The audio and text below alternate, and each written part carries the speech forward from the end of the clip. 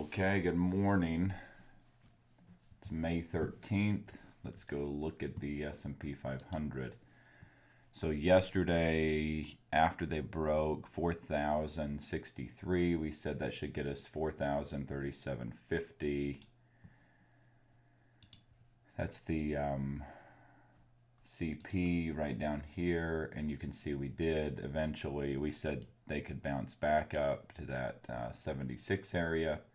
They bounced back to 77.25, and then that selling was enough to get us all the way back down to, or back to 37.5, and then pretty decent reaction actually a couple of different times, but then this KP ended up holding, and they came down to, we said eventually back down into the 20s. So here's 29.25, which is technically into the 20s. Here's the CP.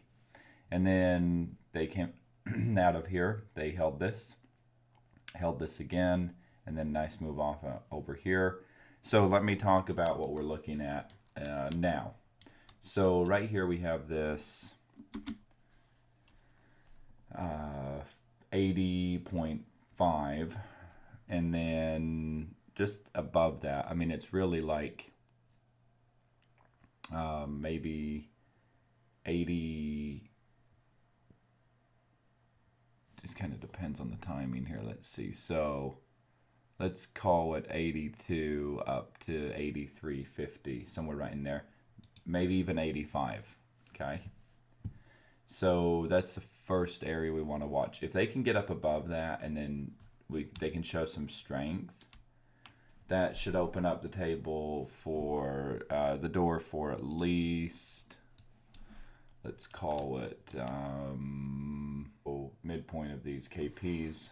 And then there is, I mean, you just see there's a lot going on here. So up into this area, if it were to rally up into here, there's just a lot going on up here. So it might be a bit sideways or choppy or consolidating or a bit of a grind. So here we go. We're getting that push here on the open right here. But let's talk about on the other side here. So cannot entirely rule out a few things. So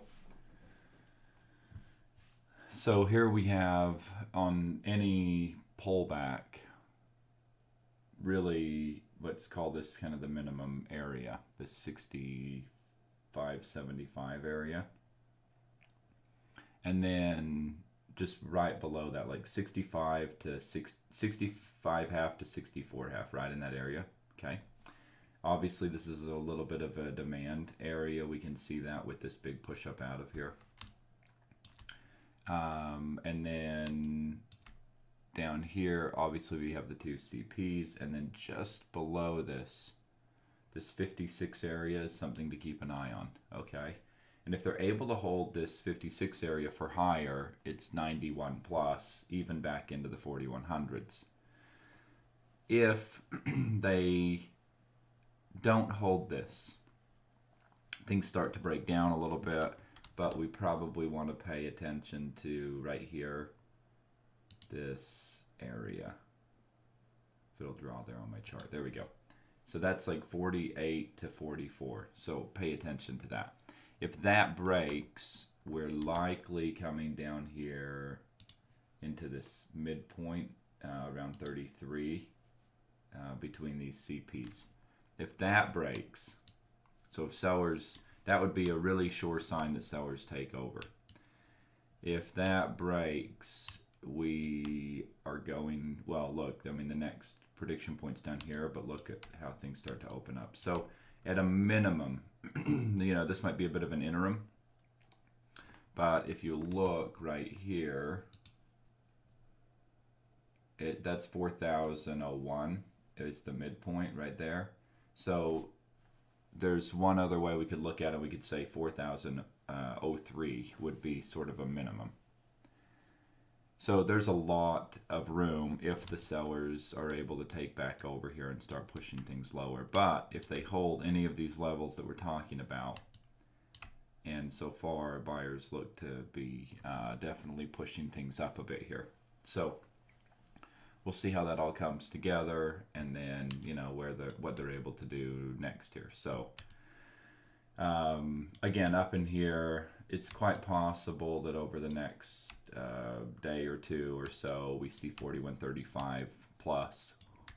But let's just take it as it comes here today.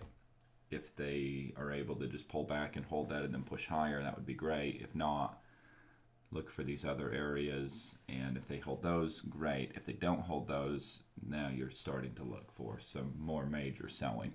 And below 4,003 is not like, okay, I don't know that we would expect that to be the low for another leg to a new all-time high. It might just be like an interim, maybe a pausing area.